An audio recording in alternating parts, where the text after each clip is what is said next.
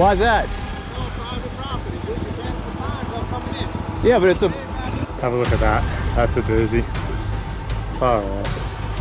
There are no private property signs. Her house is on the corner right there.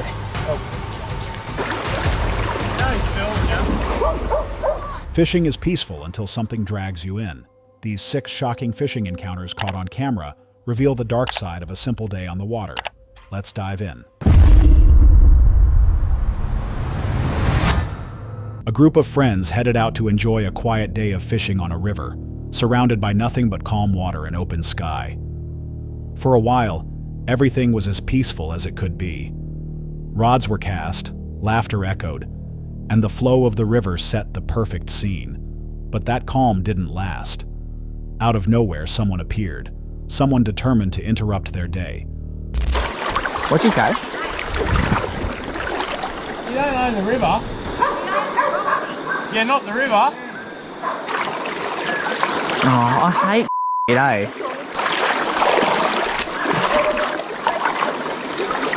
Yeah, we'll stay off the property, that's fine. Yeah, you don't own the river, we'll just walk in the river.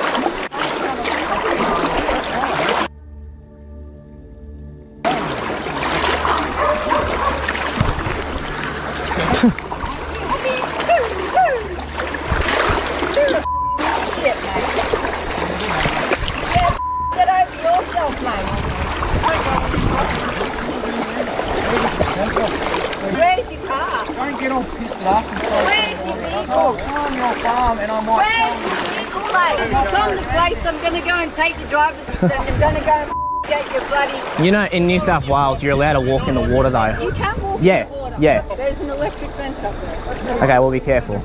Yeah. We're just walking through the river. Yeah. Don't worry. We will not go on your property. Is your vehicle down by the river? No. Showing you where to go. Well, I'm going to go find it. We're not going to go on your property. Yeah. But you've got to get to the river through our place, and we don't like people. We've walked far as, like it's way down. Yeah. Yeah, we won't go on your property. We've been walking up the river the whole time. That's it. We won't get out of the river.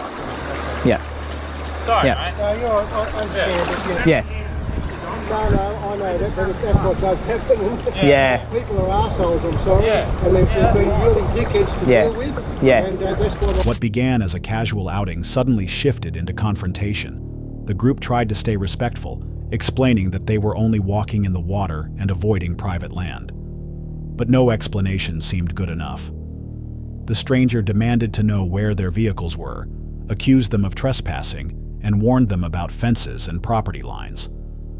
The mood turned sour quickly, and the peaceful setting was gone. Instead of letting them continue, the stranger escalated things, hurling accusations, throwing around threats, and doing everything possible to push them off the road. You know he's filming you. You want one?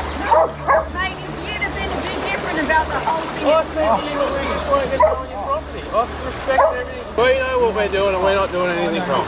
Look, we're not doing anything wrong. I'll tell you that right now. That's fine. But I'm not going to make it easy for you either. Well, that's fine. We'll just keep going past your Mate, property. that's private property as well, and they're not going to be too happy. No, we're going to keep walking, though, in the water. We're just going to keep walking. We're not. Just dicks. Wait, Will.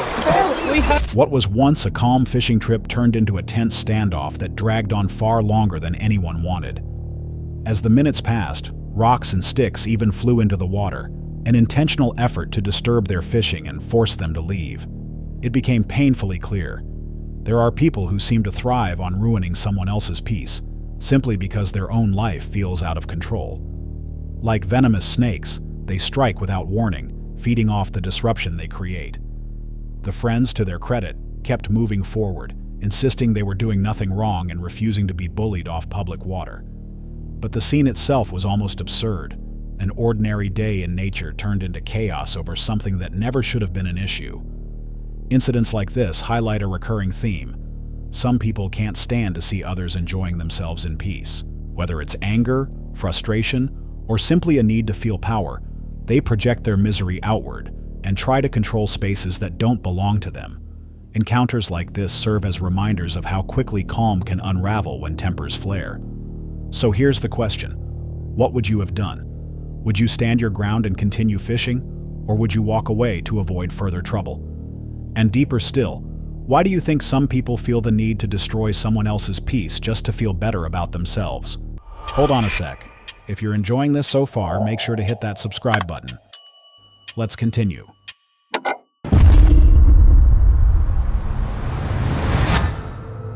A fisherman sets out for what should have been a rewarding day on the water. His bait is working, the fish are biting, and he's pulling in some impressive catches. But just as things are going well, his peaceful streak comes to a halt. I made a switch to a candy bug zimmer swimmer just to see if it made a difference. And it did for that fish. Look how fat this dude is. Look how fat that fish is. Just an absolute football, stuffing his face with white shrimp and crabs.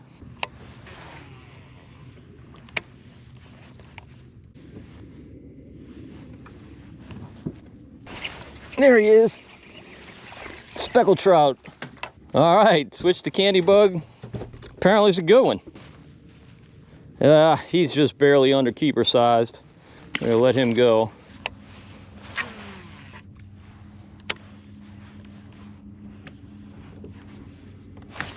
Oh, there's a fish. Red, I think. Red, I think, but not a keeper red. A boat approaches, and suddenly his calm morning turns into a confrontation. I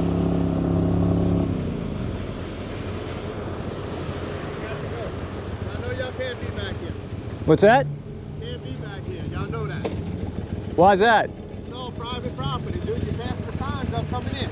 Yeah, but It's a bayou. It's navigable. Huh? It's a navigable bayou. I don't give a care what it is. It's private property, dude. I mean, you want me to call wildlife right now? Yeah, you can call him. Hey, we got one that's fishing in Bumblebee Bayou, all the way in the back, and refuses to leave. A guy fishing in Bumblebee refuses to leave. All right, I'll get him. You'll get him the mail, I guess. All right. All right, man.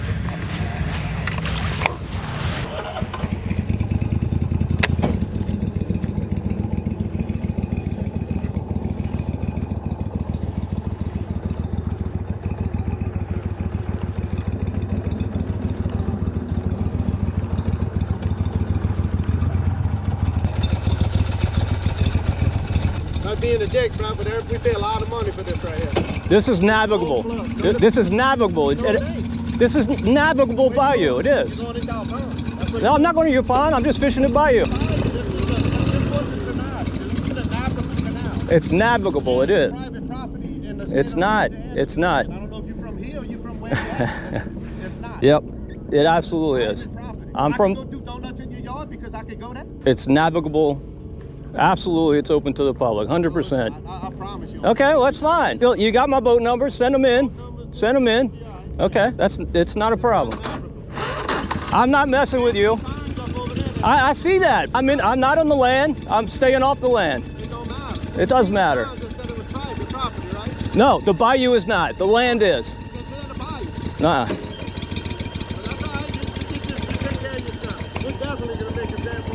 Okay, good.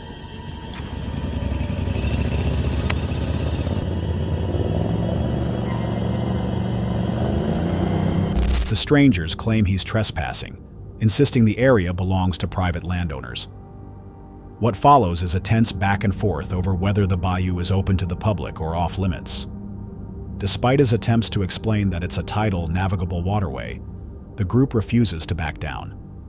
The exchange grows sharper, with threats thrown in as they finally pull away. When the fisherman returns home, he recounts the entire ordeal. For viewers unfamiliar with Louisiana,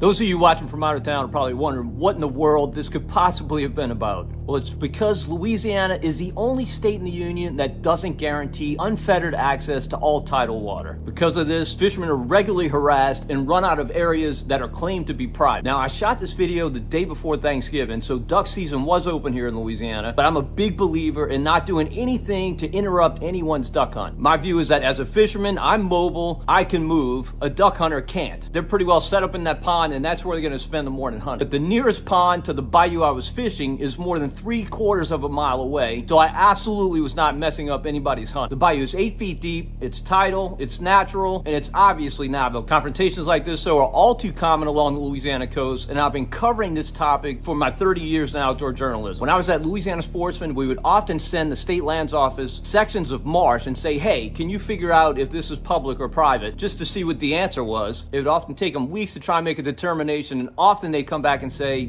we can't really figure it out. It would have to go before a judge. Now keep in mind, this is for tidal water, not land, which everybody recognizes as privately owned. Unfortunately, confrontations like the one I had are becoming more common in Louisiana as landowners try to flex their muscle and keep people off of the tidal water that runs adjacent to their land. Now, what I encourage anglers to do in these situations is to, number one, be selective about which parish you fish. It's up to local law enforcement, not the Louisiana Department of Wildlife and Fisheries, to intervene in these cases. And some parishes, to be honest, just absolutely hate fishermen. Lafourche Parish, for instance, aggressively prosecutes anglers who are fishing tidal water, and the judges there notoriously side with landowners. Other parishes know this is a hot button issue, so they basically just stay away from it, and they're certainly not going to load deputies onto a boat to go out into the marsh and try and investigate and see what's going on. Number two, be respectful. You never know if the person approaching you is a hothead, and obviously the last thing you want to do is escalate the situation. However, number three is resist being bullied. If you're confident the tidal water you're fishing is open to public access, ask the landowner or lessee to produce paperwork from the state lands office or an adjudication from a judge saying that that water is in fact private. But again, if the situation escalates and there's a threat of violence, leave immediately and call local law enforcement. The situation might seem baffling, but here, access to tidal waters is unique. Unlike other states, Louisiana does not guarantee open access to every tidal waterway. That gap in the law has led to countless disputes like this one, where anglers are pressured to leave areas that appear public but are claimed as private. He explains further, duck season was open, but he had no intention of interfering with hunters. The nearest pond was nearly a mile away, and his fishing spot was a deep, natural stretch of tidal water. Yet confrontations like these are nothing new. Outdoor journalists in the region have covered the issue for decades, and even state offices often struggle to determine whether certain waters are public or private. In many cases, the final decision can only be made by a judge. The fisherman warns others. These disputes are becoming more frequent as landowners push harder to keep anglers away. His advice is simple. First, choose wisely where you fish. Local enforcement varies by parish, and some areas side aggressively with landowners. Second, always remain respectful, because you never know who you're dealing with. And third, don't let yourself be intimidated. If you're confident the water is public, ask for proof. But if the encounter turns threatening, walk, or boat, away and contact authorities. This conflict highlights a broader tension in Louisiana, the clash between private property rights and the public's expectation of open waterways. Many anglers believe the law should protect access to tidal waters, while landowners argue that centuries-old property lines give them control. Until clearer rules are established, these confrontations will continue. So what do you think? Should tidal waters always remain open to everyone? Or do landowners have a point in wanting control over what runs past their property? And if you were out fishing and suddenly found yourself in the middle of a dispute like this, would you stand your ground or pack up and leave?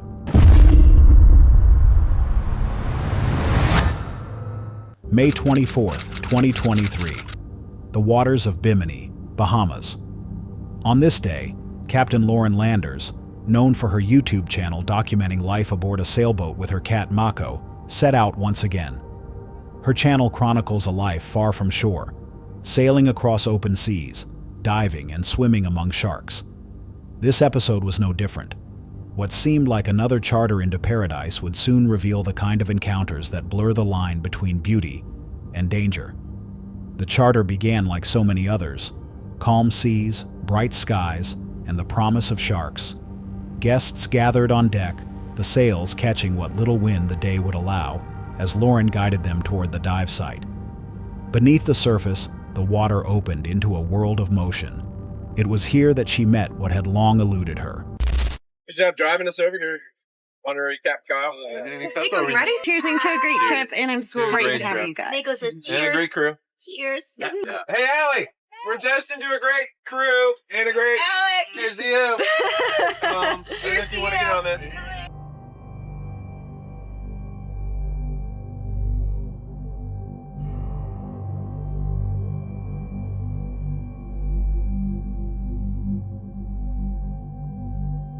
Trip dove with these hammerheads twice, and I tried my best to capture the shark's behavior, both being cautious and checking us out a bit. The nurse sharks are always present and are more so in the way and make it a bit harder to focus on the hammerheads. The hammerheads generally make a few passes by before actually coming to check what we have. Sharks are some of the most intelligent animals I have encountered, and it actually takes a lot of effort to get these sharks to stay at a dive site, contrary to what the media says.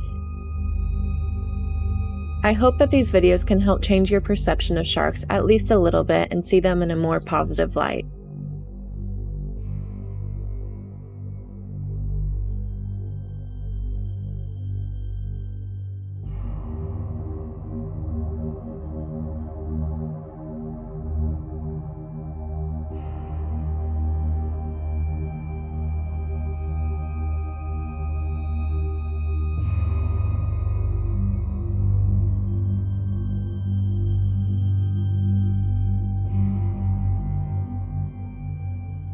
It is our last night of our second trip, and we're gonna go out to eat again. We're just all taking hot showers. We just got to the dock. I'm trying to get this thing out of my hair without having to cut my hair. But it was an amazing time, and today the hammerheads are wanting to play so much this morning. A juvenile tiger shark. For years, tiger sharks had been her favorite, yet never had she shared the water with one. The young female circled in with a restless curiosity, drawing closer than the hammerheads ever dared. And then, as quickly as she appeared, she slipped back into the blue. The hammerheads, however, stayed. Massive, deliberate, they cut wide arcs around the divers before sweeping closer, cautious and calculating. Nurse sharks drifted endlessly across the sand, weaving through the scene and clouding the view, while the hammers passed again and again, each turn an unspoken test. Later, the wreck of the Sapona rose out of shallow water, its concrete frame fractured by time and storm. Once a vessel of war and smuggling, it now lay still, swallowed by coral and fish. The Sapona shipwreck sits in 15 feet of water south of Bimini. It is a concrete ship, formerly a part of a fleet during World War I. It was completed at the end of the war and sold for scrap to a developer in Miami Beach, and then sold to a British war captain and liquor merchant located in Nassau. This captain moved the Sapona to Bimini, and it was used to distribute liquor during the Prohibition era. In 1926, the Sapona ran aground, and it was then used as a bombing target to train U.S. fighter planes during World War II. It is now a popular tourist site, and rightfully so, as this wreck truly shows the beneficial impact that artificial reefs can serve. Hundreds of fish and marine life call this wreck home, and it is one of the most beautiful sights to snorkel in the area.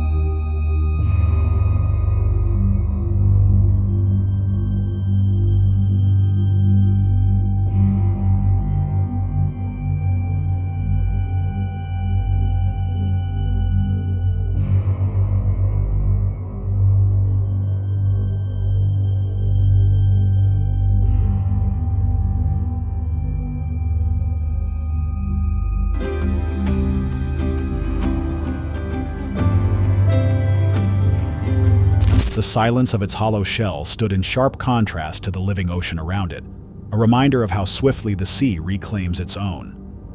For Lauren, encounters like these are part of the rhythm of life at sea. Yet for others, the story is not always so forgiving. One viewer recalled how, just south of Bimini at Cat Cay, a man diving off a sailboat never made it back, his wound from a friendly shark proving fatal before help could arrive. Another noted tragedies in both the Bahamas and the Red Sea, where baiting the water brought sharks dangerously close to people who weren't prepared. The footage may show calm, controlled dives, but beneath it lingers a question.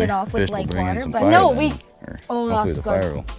The fire will bring that fish. Yeah, some of this Took us stuff. about This an stuff will hour probably to like pretty good. Made me try and realize get how much I everything missed ready, open water pictures, fishing. I had fun cameras, ice set up the fishing, table but and open water everything, fishing's where it's and at. clean Let the me fish. tell So you. See if I can it's use pretty a little dark bit out, smaller of a but we micro. got We might lights. just have to We got lights on the boat, downsize so on we're our gonna bait, set go up the real lights small, up since the to water's still build our cold tent. and they're But kinda finicky. first, we're gonna finish enjoying And once he this takes it, nice. As you can ready to see, eat him. I'm flashing He's the on boat. it, he's on it, he's on it. One by one, the fish came in. Some too little, thrown back. All right, so Others, what we're doing, we kind thick-bellied of migrated keepers, over here. set aside for Our dinner. main rods are Laughter over there. mixed with We set out a little frustration, night crawler rod lost over here hooks, and it got tangled hit instantly, lines, so they're, minnows hitting like stolen crazy in right here in seconds. this little pool. So we're Still, gonna see what these the guys numbers are and see if grew. we can't whip By one of them up. sunset, Sit it 10 down like solid that so we can see keepers the rested tip. in the Well, live well, not go enough like for a that, but, proper you know, meal. seeing the bites, Onshore hit a big shallows, guard, a that'll be makeshift awesome kitchen for the appeared. catch and cook. Clara set a folding Until he table hits, in ankle-deep and then right as he water, hits, grab him while and set the Avery hook just cleaned a the little bit. fish.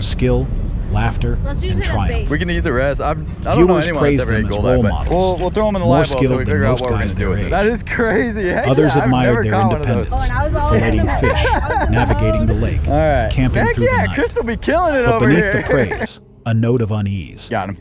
Oh. One viewer warned,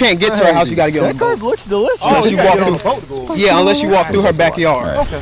We're gonna let this cool off. Hold on. In the meantime, we're waiting to cool this down. He emphasized that he had been there since early afternoon. How many more we got in here? Oh, we got several homes. Got those cooking over there? Oh yeah. Oh yeah. Should we dig in or what? The officers inspected that's the a area, juicy one. noting the open trail, the lack How's of the old signage, buffalo carb and the taste? fact that no one could even access the woman's yeah, it's house still without steaming a little crossing bit. through her yard or Good? using a boat. Really? Still, like actually? with no immediate way to confirm official ownership. She's like, give me some more of that. Zachary to leave the area in order to avoid further What, scale of 1 to conflict. 10, what do you rate it? It was a frustrating Honestly, a 7 or conclusion. 8. For Zachary and many like him, Hey, what? the question is 5 simple. star. If there are no signs, my turn. no Let's try barriers, this. and no clear Alrighty, markings well, of private here goes property, nothing. The old crushed how is red the pepper. average fisherman supposed to know? This incident underscores a broader problem faced by anglers across the country, especially in regions where property laws around lakes and rivers are unclear. This is a real Apps and maps may suggest that a location is open to the public, but residents may insist otherwise. Without proper signage or records on hand, both sides feel justified, leading to clashes that often end with police involvement. Some speculate that disputes like these are becoming more frequent as fishing grows in popularity online. With more people posting their catches and sharing hidden spots, landowners may feel protective or even threatened by outsiders appearing in what they consider their space. So what do you think? Honestly, the best part Should is the flour Zachary and have the stood his crunchiness, so this is gonna be ground, real given crunchy. there were no signs Round two. forbidding With access? black pepper, garlic, or was salt, leaving the salt. wiser Threw some red choice to crushed avoid pepper a on bigger there, and it confrontation? turned out pretty good. So we're gonna let And this most baby cook up, importantly, have a beer. if lakes all in all, and rivers highly can be recommend. claimed Hit as the river, hit private the without creeks, being and even marked, those trash fish, how can fishermen ever truly But yeah, know so where more to they're come, more allowed to catching cast cooks a to come, line? more crystal to come, more river expeditions to come. If you guys like this video, give it a thumbs up. If you haven't already, hit that subscribe On July button. And we'll 20th, catch you next time. 2025, Let me Bowie, tell the you, creator he's a behind giant. Fishing, released a video that perfectly Got that captures baby the burning. extremes that life in the water can bring. Known for pushing into the most remote locations in his small but reliable boat, Bowie set out from northern Queensland in search of one thing: rare, powerful fish in waters untouched by most anglers. At first, everything seemed perfect. From his drone, the view was breathtaking. The horizon stretched endlessly, with turquoise water shimmering like glass under the morning sun. Each wave rolled with rhythmic precision, rising and falling in a way that felt almost hypnotic. The coastline faded into the distance, and for a few moments, it was as if Bowie had the entire ocean to himself. It was the kind of view that his audience had come to expect: raw, natural beauty paired with the thrill of adventure. With the weather in his favor and the water calling, Bowie quickly set up his gear. His rod gleamed in the sunlight, every knot and lure meticulously prepared. You could tell he had done this countless times before. Moments later, his drone picked up movement just below the surface, a school of fish darting together in the bright blue shallows. Behind them, trailing silently, was the unmistakable shadow of a giant trevally. With practiced precision, Bowie cast his line directly into the frenzy. But the second his bait broke the surface, the schools scattered like shattered glass. In an instant, the opportunity was gone. The water, moments earlier alive with motion, was suddenly silent again. All that remained was the sound of the waves and Bowie's quiet frustration. I think I've disturbed him now. Damn it. I blew that. I kind of just like lost where they were. I blew that one big time.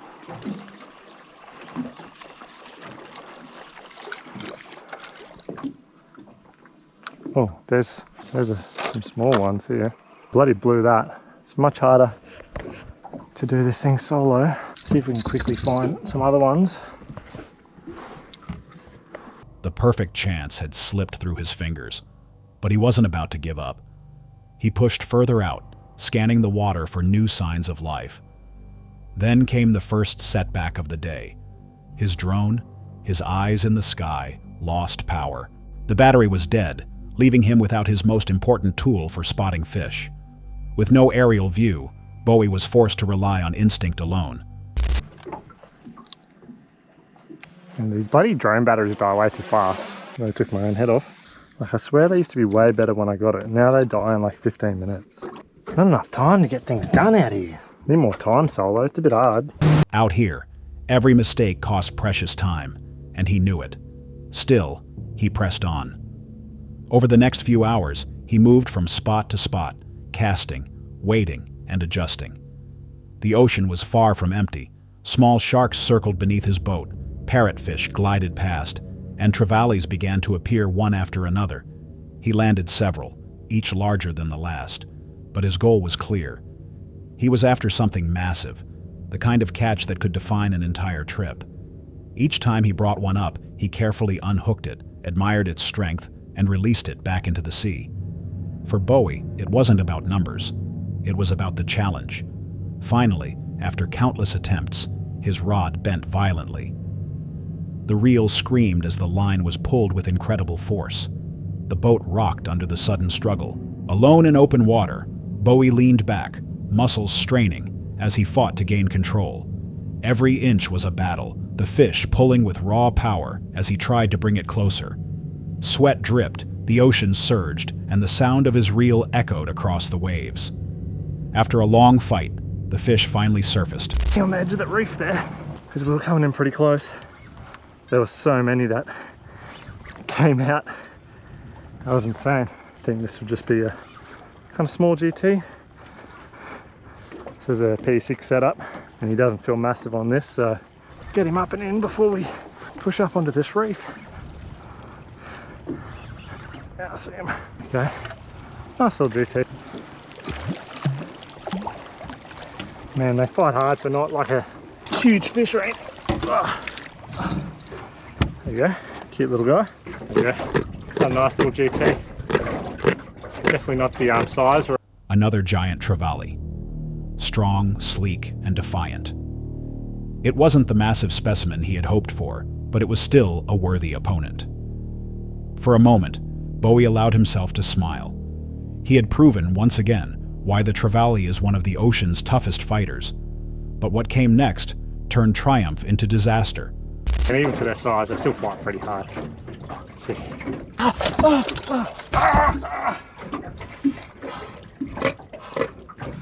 I just got the hook in my thumb really bad. Like, really bad. Have a look at that. That's a doozy. Far out. Well, that's probably my day ruined. Well, that right there is not exactly what you want to happen. I don't even know what to do, man. I'm 100 k's by you out. While removing the hook, it slipped and drove straight into his thumb. The pain was immediate and intense. Blood welled as the metal buried deep. Alone, more than 100 kilometers offshore, Bowie suddenly found himself in real danger.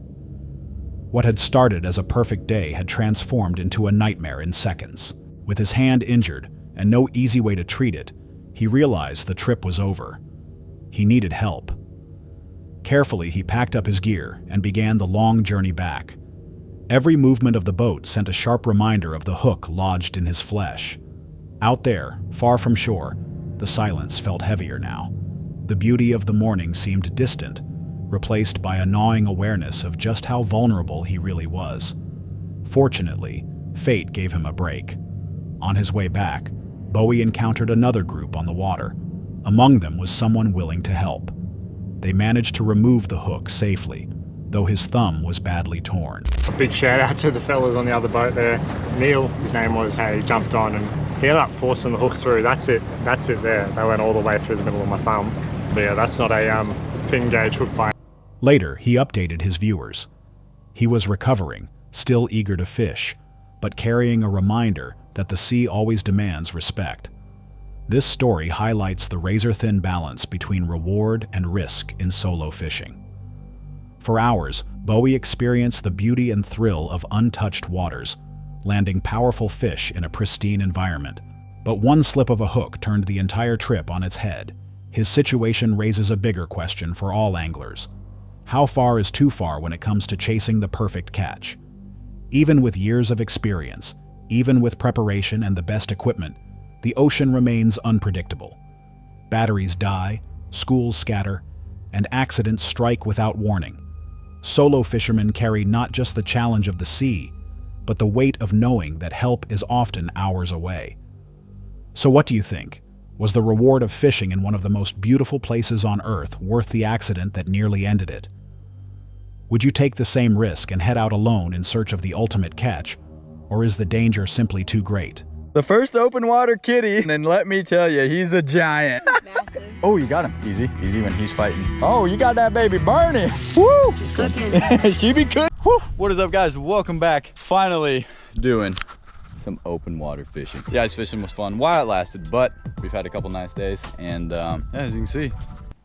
No? That's all right. See if your worm's still on there. What'd you get? Oh, a leaf. Nice job. Nice work. Caught something. All right, we'll try that. Give her the flip. Just small fish, just kind of pecking at it. Oh, it's a, what is that? That's a big carp. I mean, not huge, but heck yeah. Hey, heck yeah. First fishy on the day. Little carpy guy. You can do it. We'll light it in a couple different places. We're no pyros out here, but try to keep it going to get in. we're just gonna keep fishing, see what other species we can add to the old buffet. So without further ado, it's beer time.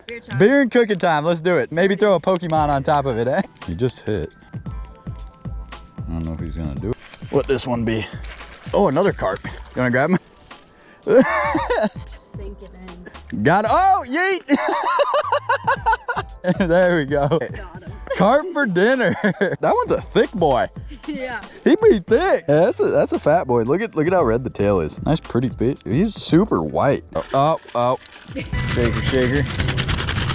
Another plop. Ooh, that's a big boy. Another plop. Give her a nice little shaky shake. Got the fire doing things over there. We had to wait to kind of get that charcoalish kind of whatever on the bottom, so we'd be cooking. Oh, goodness. All right. Ooh, it be sizzling. I've been waiting all day. All right, give it the old 2 minutes, and yeah, the old buffalo carp about to come to life. All right, good? Really? Like actually good? Yeah. She's like, give me some more of that. I'm hungry. All right. What scale of 1 to 10? What do you rate it? Honestly, a 7 or 8. It's good. A1. A1? 5-star. 5-star. That's all for tonight's video. Which encounter gave you chills? Let us know in the comments below. Got your own experience? We want to hear it. And whatever you do, don't miss what's coming next.